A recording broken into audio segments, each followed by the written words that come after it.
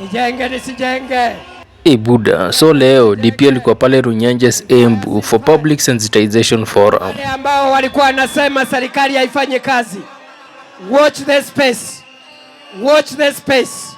Hii mwaka, kwa sababu sasa uchumi umeanza kuimarika, huu ndio mwaka ambayo ile kazi yote ilikuwa imebaki tutaifanya hapa Runyenjes, hapa Embu na Kenya mzima.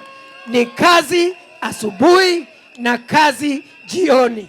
So akipiga pale inspection ya miradi za gava, DP alisema hii soko ya Runyenjes gava itafanya kila kitu by December ikwe in operation. Hii soko ilikuwa imezimama kidogo, lakini fireman amefika hapa leo.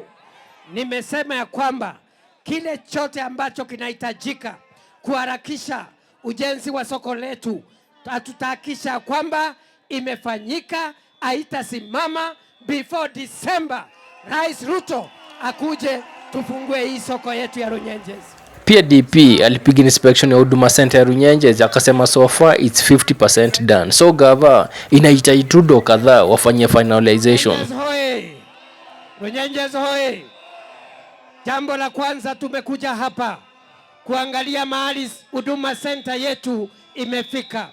Iko 50%, lakini bado inahitaji kama milioni 55 tumalizie Huduma Center hii yetu, ndio tuwe wale ambao ni vijana wakitafuta identity card ama vitambulisho wanaipata hapa.